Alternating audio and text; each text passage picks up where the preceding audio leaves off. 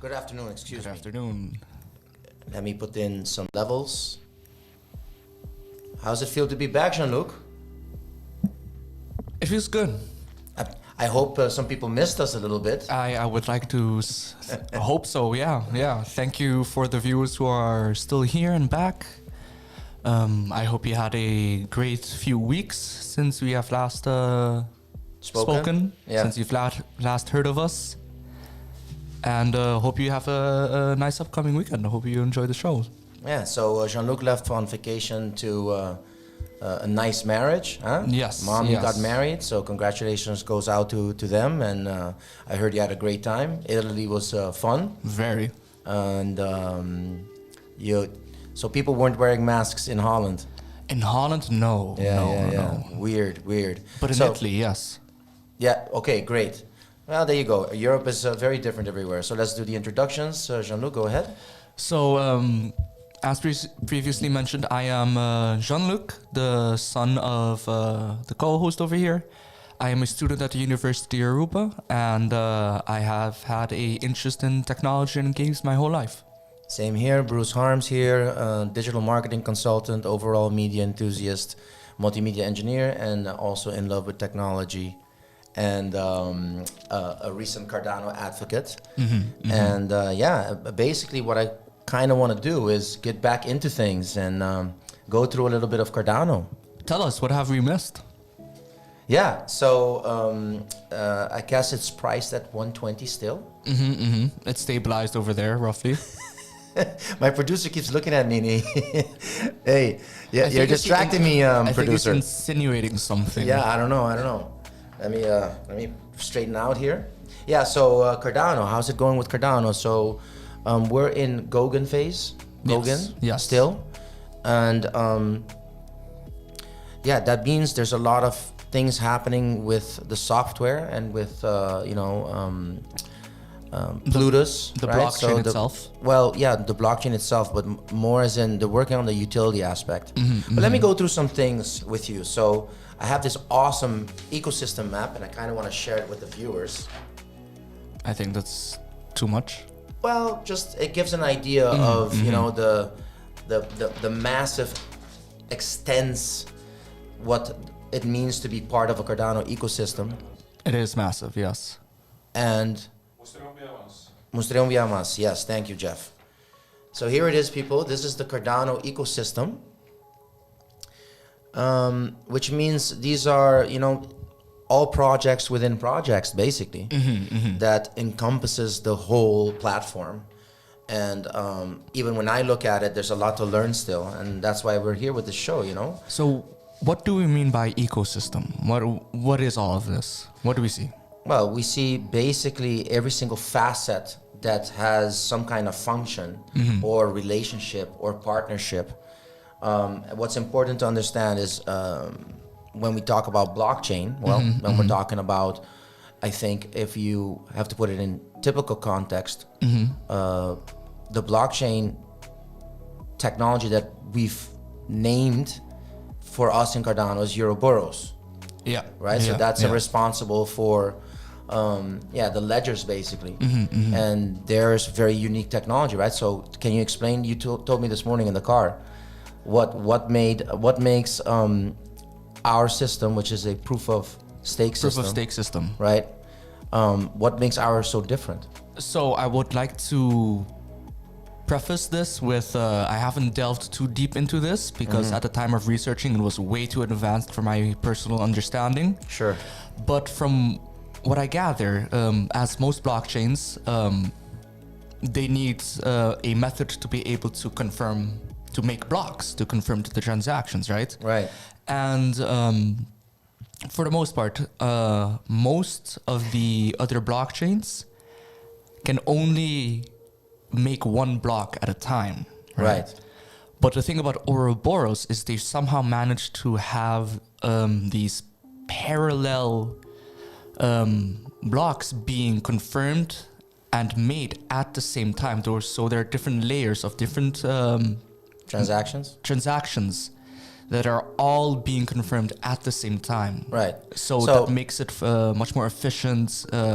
It can handle a lot more traffic. I think it's all about scalability. Yeah, right. Yeah, So much more scalable. So and this is why us Cardano believers believe that once we get to that point where mass adoption can happen or wants to happen for some reason, we're going to be the platform that can do it, right? A more proper visual example would be to imagine, let's say, the Ethereum platform to have only one lane. Yes. And each car would need to go and get checked via one lane. Right. What Ouroboros allows is for that lane to be split into different lanes that allows them to each take their time and not and reduce the risk of having stuck traffic.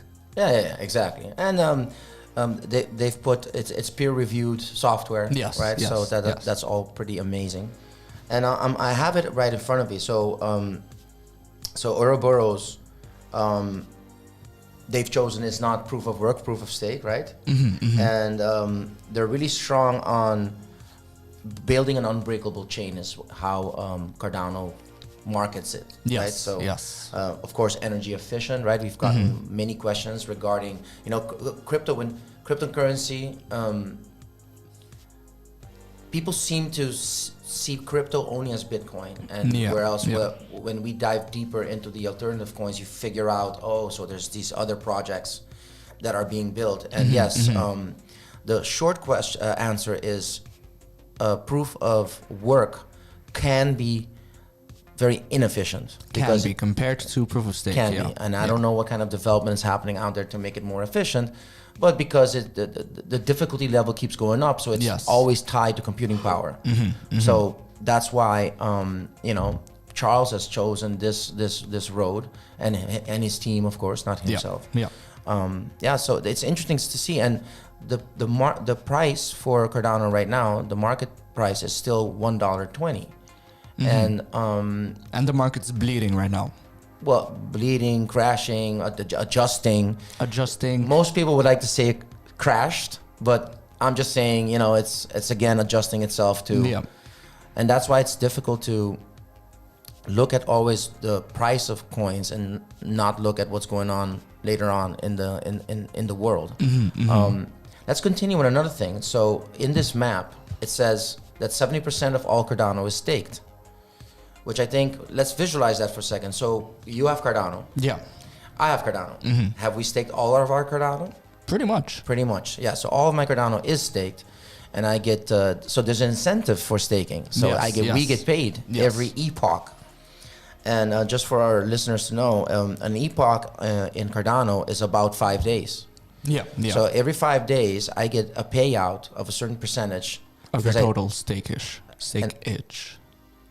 Yes. Every total stake. Total stake. Yeah. How many pools do you think there are out there? So stake pools. So again, I allocate my Cardano and I stake it through very intelligent software from my own wallet. And we're going to get to Daedalus for a little bit.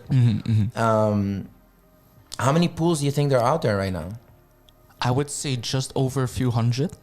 No, we're just under 3,000 pools. 3,000 different pools. Stake pools, yeah. So to clarify for any new listeners over here, when we talk about staking, what we mean by that is we basically take a chosen amount of coins that we have in our wallet, and we choose to practically lock them away.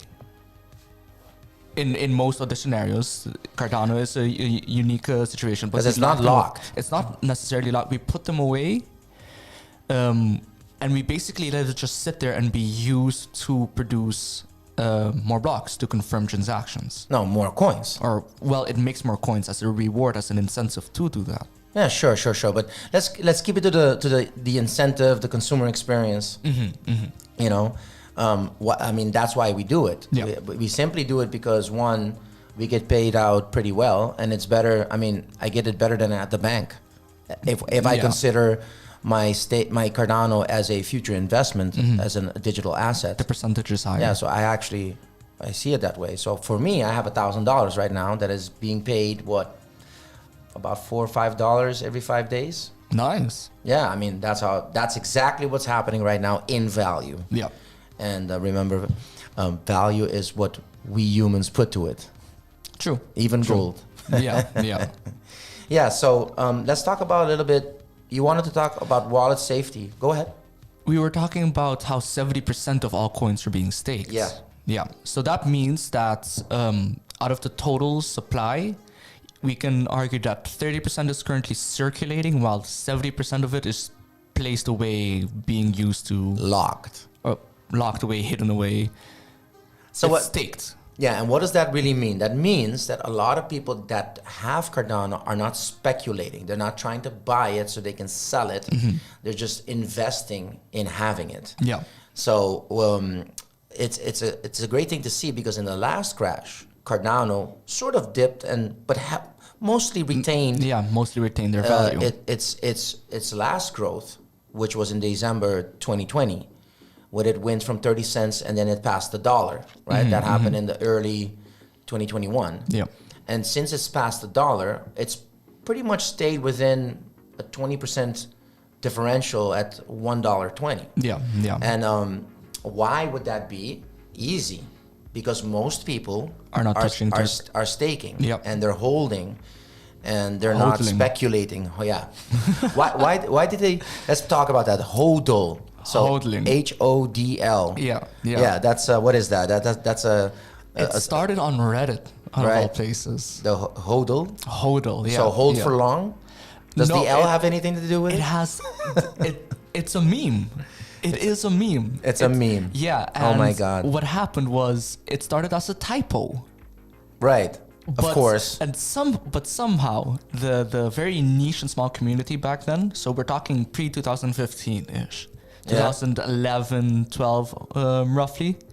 The very small community back then who were aware of cryptocurrencies and Bitcoin and any other cryptocurrency that was growing at the time, just found it funny. HODL. So don't hold your coins. No, we HODL our coins.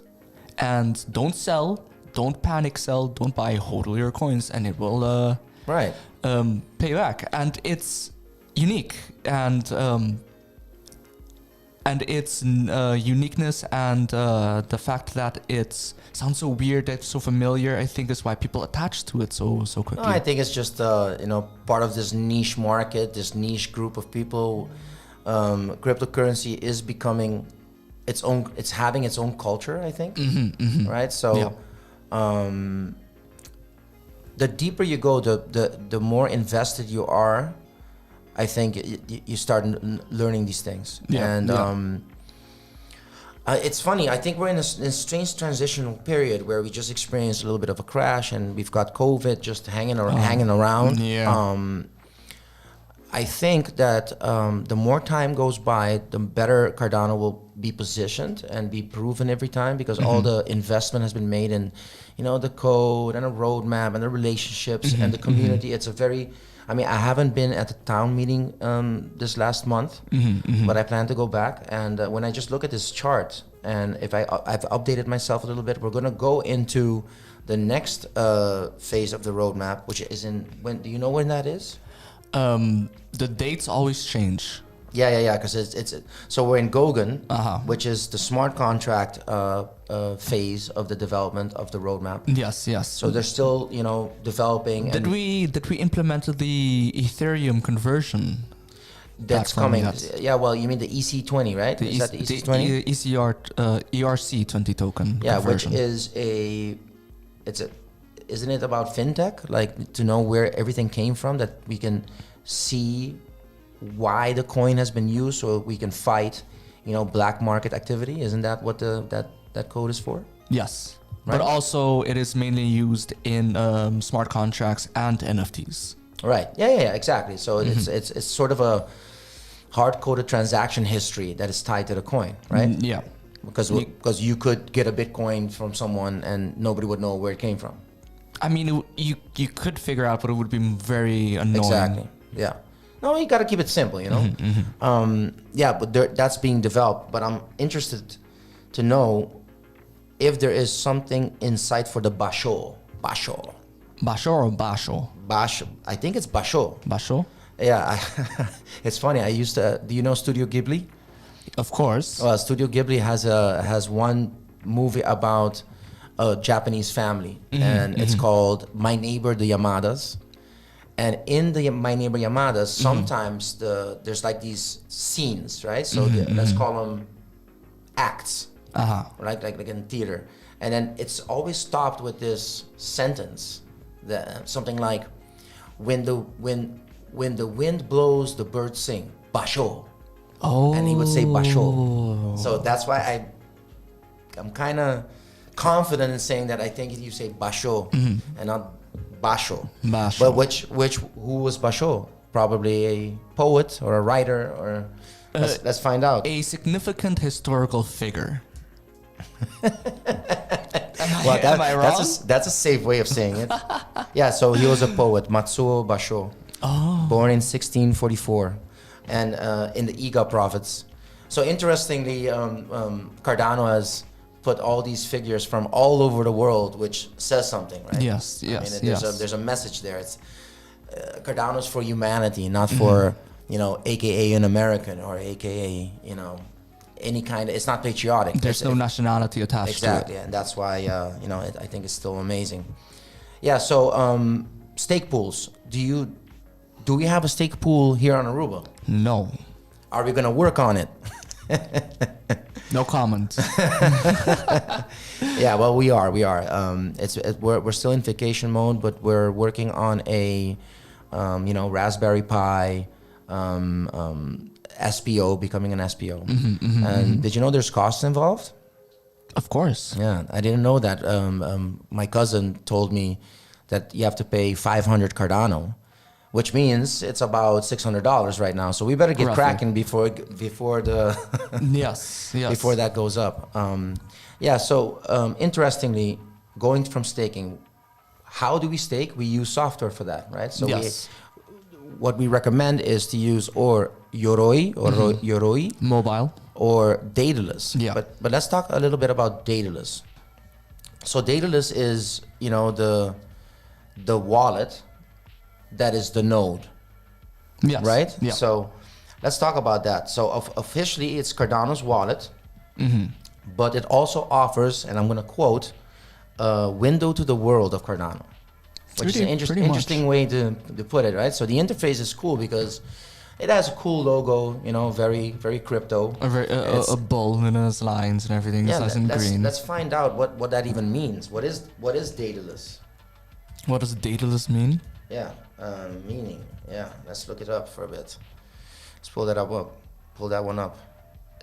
Oh, Daedalus is the legendary builder of the Cretan labyrinth who makes wings to enable himself and his son Icarus to escape imprisonment. Yeah. There you go. And the logo is designed as a maze.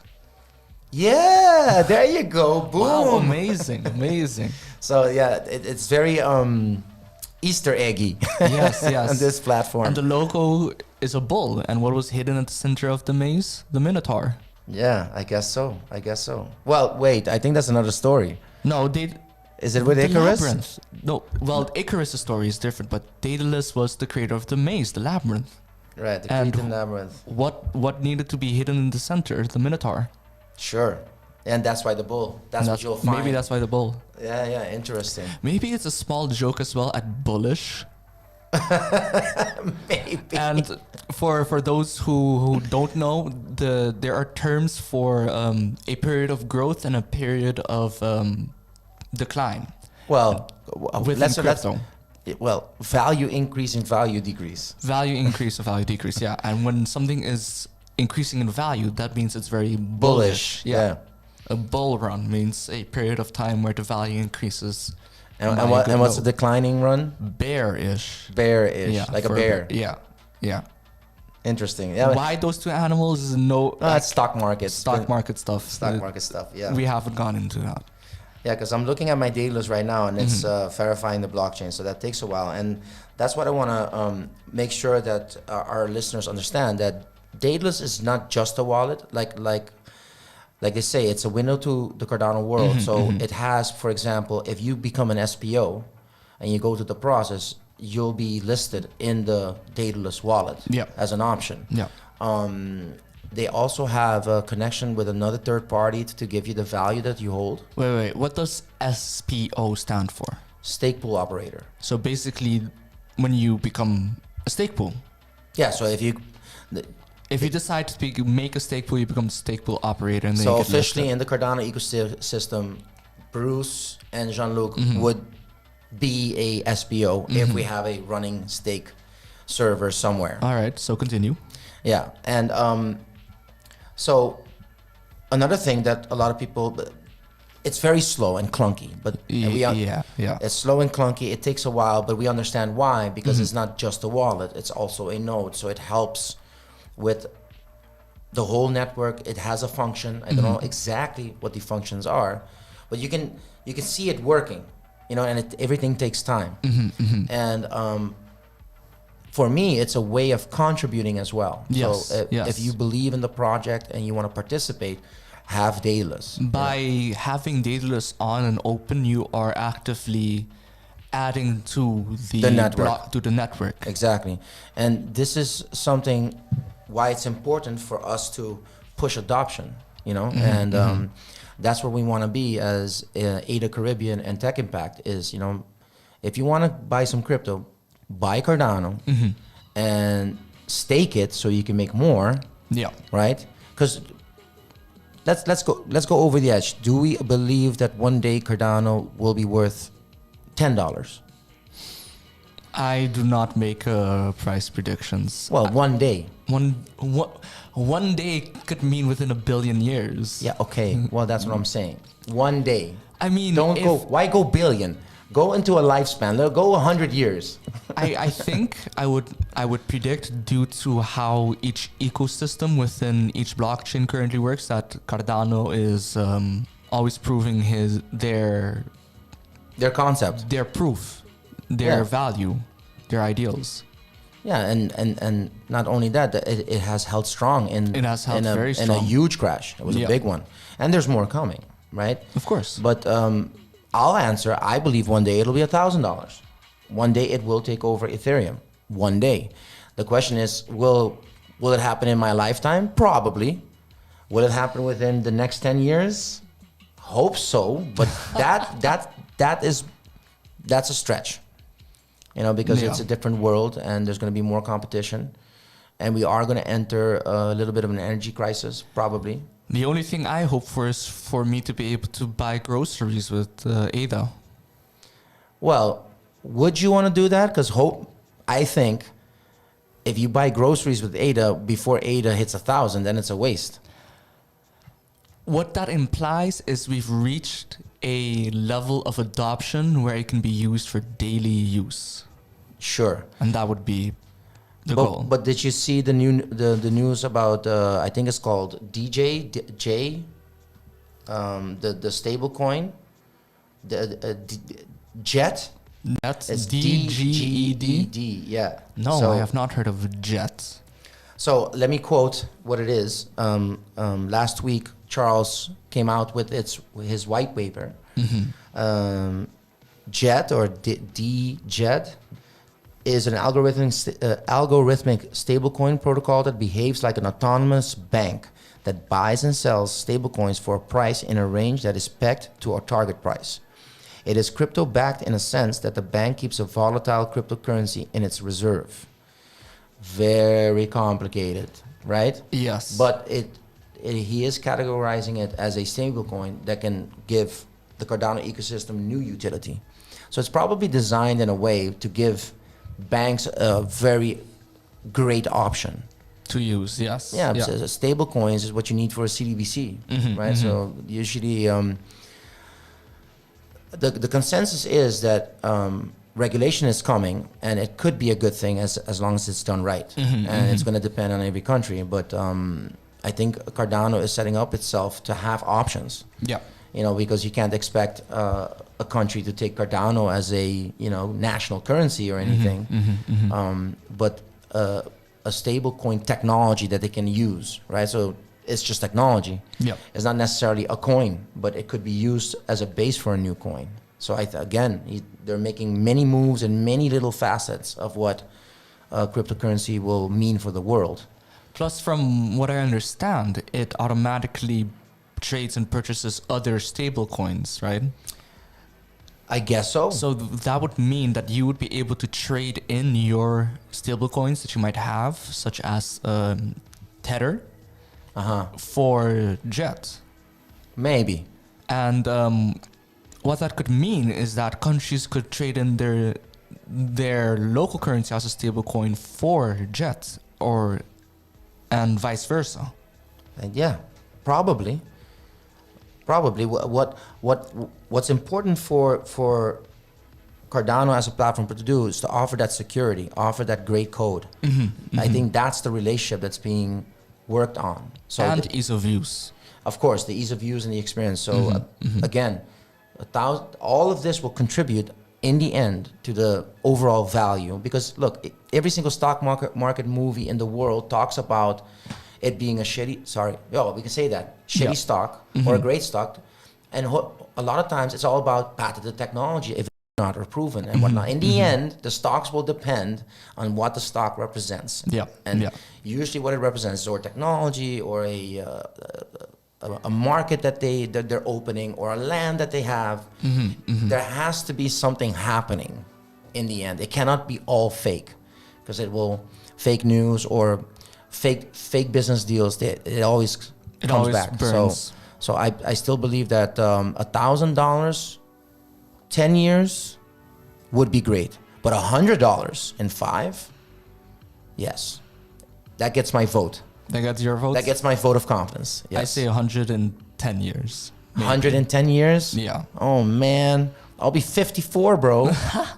Jeez. There's a lot of competition. No, I know. And a lot of people are trying to improve their blockchain and their technology. Come on. You're right. I'm just a little bit more. I have a little bit more pressure than you. You're a bit younger. Yeah, but I think in the world of you paying groceries with cryptocurrency is around the corner. It's just probably going to be some kind of stable coin that is regulated and that gives you access. And maybe these credit card companies like Visa and Master are going to jump on board. PayPal is already on board. So I think in the end, what they're going to do is take current users and then give them the access, which could be abused, because if you have a PayPal wallet, that means you don't really have a wallet, right? Not a wallet like not your wallet, not your coin. Yeah, exactly. So back to Daedalus. Is there anything? Oh, they went through a survey that I wanted to share with you. Oh, yeah. So the 2021 survey, how much experience do you have with blockchain? And about 42% was between 1 and 3 years, and about 20% less than 1 year. Wow! So that means Cardano has relatively new people. In the blockchain space. In the community. Yeah, and here we go. How do you get the most of your blockchain news? And 66% comes from YouTube. Understandable. Yeah, but we also have a lot of shady information on YouTube happening with these shows that have to speculation. Clickbait. Yes, you know, let me throw something out there. Put an avatar, a thumbnail of Cardano reaches $1,000 2021 prediction, right? Yes. And then people click on that, and then it's a whole bunch of nothing. Insert coin to the moon. Set to the moon. But news sites provide 44%. Oh. And I think when they say news sites, it's probably the cryptocurrency news sites that are big. Do you have one in particular that you like? Nope. You just Google that stuff. I either find out by participating with the community, or I find out via directly from updates from the whatever developers of whatever cryptocurrency I'm currently looking into. Okay, gotcha. Well, let me add some of it. Telegram 30% and Reddit 30%, Twitter 40%. Understandable. You can hear directly from the creators themselves and the developers themselves with Twitter. Yeah, I think there are multiple answers here. Okay, so I'll do a couple more, and then we'll finish off with the Cardano a little bit. On a scale from 1 to 5, rate your experience. And we've got like a 1% at 1, 2% at 2, 3% at 13, and then 4 is 44%, and 5 is also 37%. So most people understand what's going on top of it. I think it's a natural thing. We see them loading and stuff. You start thinking, it's a node. Hopefully. It needs to connect and be up to date and everything. And okay, let me ask you this so you can give me an answer. All right. What do you like the most about Daedalus was asked in the community, and about 5,400 people answered. What do you think it was? From the features of Daedalus. The staking. Yeah, there you go. That's it. It is so unbelievably easy. Yeah. And trustworthy. Yeah. Because this is, it's a node, right? And very secure software and technology is driving this staking, and you don't feel like you're locking it in. You're feeling like, I still have all my ADA. Exactly. And they do always remind you that you can take your ADA out anytime. Yeah. You just don't. If you take it out before you get after the 5 days, after you staked it for like when you went through the process to be able to start earning the rewards, you will get your reward. Yeah, you can stake it anytime. Maybe you won't get your reward if you took it out too early. That is a small little risk. But let me ask you as a moderator, what is the least thing you like about Daedalus? And let's see if it's an answer that aligns with most of the community. Just the most annoying part is just how long it takes to start up. Clunky feel is the overall message. And yes, I'm having issues right now. I've been trying to connect since 9 o'clock this morning. And it's confirming the blockchain. It's still confirming. Yeah. So I mean, it has to confirm while the blockchain is being updated. So it needs to catch up to speed. So I understand why it would take so long. Last two, and then we'll finish up on Daedalus. How long have you been using Daedalus? Let me ask you. How long have I been using Daedalus? A year? I think a little bit over a year. Well, 47% say about a year, and 24% less than 6 months. Wow. And 20% less than a year. So there's a bunch of new people coming in. How frequently do you use Daedalus? Oh, me rarely. Once every week, once every other week. Well, there you go again. The most popular answer: weekly. 55%. I guess I'm average. I'm an average user. No. You're not average. You are the user. And I didn't open it for 2 months, so I'm kind of curious to see if my stake came in. Yes, it always comes. Yeah. Oh, okay, yeah. Okay. So it's all code. Yeah, it's just interesting. Daedalus is the graphical user interface of it's the window. It's how you see, but just because you don't look at your window does not mean that things aren't going on outside. Last one. This is a good one. Okay. So is Daedalus your main wallet? No. Well, that's when you're a little bit different. Here it says so, yes. 76%, but I guess it makes sense because you've entered the Cardano ecosystem through mining. Yeah. And I didn't. The first cryptocurrency I ever bought was in Exodus. Oh yeah, that's true. I did buy Ether and Bitcoin Cash first. And then I played poker with it. Yeah. So super stupid, entertaining.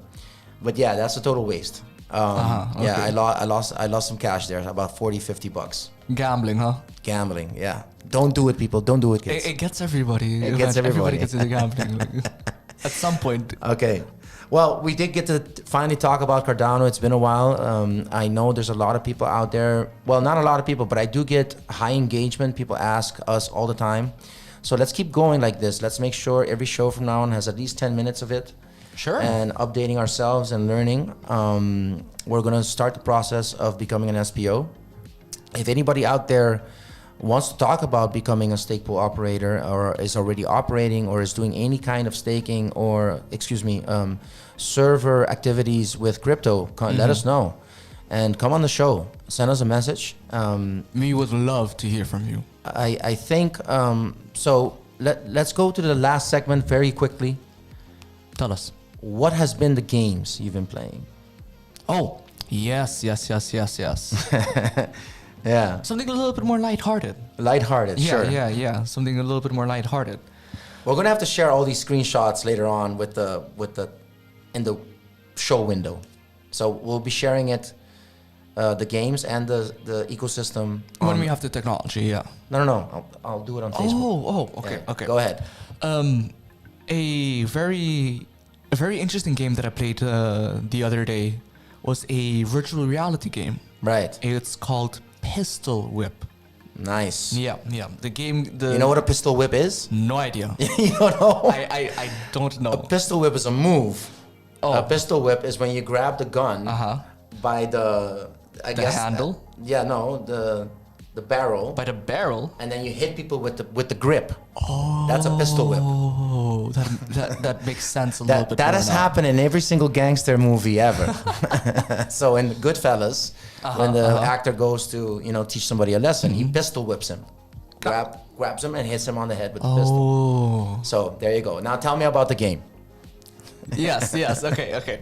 So you've seen John Wick, right? Yeah. Yeah. So in the very intense action-packed scenes, for example, the rave scene in either movie 2, was it? Sure. Or the club, where he goes to the club. Okay. Go ahead. And basically, it's this extravagant set of choreography. Sure. And the villains come in, he handles them, everything. There's hard techno music playing in the back and everything, and he's dealing with them on rhythm and everything, like clack clack. Yeah. Is he on rhythm? I remember him being on rhythm. No. Yes? The I don't would feel know, like the man. music would be on rhythm with him a little bit. What, like high? Okay. But go ahead. basically, that is the experience of the game. Right. Yeah, so there's a song that plays, and it's this very hard, like rave music, like Aggressive. very aggressive rave. Aggressive rave, yeah. And you have 2 guns, and you can either shoot them, but the most effective one that will always insta kill them It's a pistol whip. It's the pistol whip where you whack them with the gun, yeah. And I was wondering why does some take more shots because they get armor and everything, but the when I bash them it's an insta kill. So that's the pistol whip. So that makes there sense. You go. Now. Yeah. Ta-da! But the thing is right, is they shoot at you too. Right. So you have to dodge them as well. So you have to be able to keep track of all of the enemies that show up, their positioning, where to aim and how to dodge, and you have to do it to the beat of the song, or else you will get shot or won't be able to hit them properly. And this is in virtual reality? Yes. So you're standing? Yes, I am standing, yeah. And moving around. I have to... Oh, as in you're moving from your feet and dodging like this, Yeah. dodging the camera. I can move and walk around, yeah, within the confined area. But and you got the 2 controllers that are your guns? yes, and... So in screen, you have 2 guns. yes, I And you actually pistol whip hold- just like this. You just hit him. I hit him. You hit him. I have to do the motion. I have to whack him. You have to whack him like I have to whack whack-a-mole. him. Yeah. I have to actually punch with the controller. I physically have to punch, right? Wow. And And so- this is now in your room? This is not in my room, no. This Oh, is you played it at your new job? Yeah. We'll be talking about that later on, but we have to Yes, make some yes, connections. Yes. And I played it first at a normal difficulty because I'm very familiar with rhythm games already, mainly Beat Saber, which is where you have to slice the blocks at the rhythm of the song, right? Right. I was like, okay, I have the feeling of this, so let me put it on hard. Oh, there you go. Oh my goodness. Yeah? You know how they say Zumba can be a workout?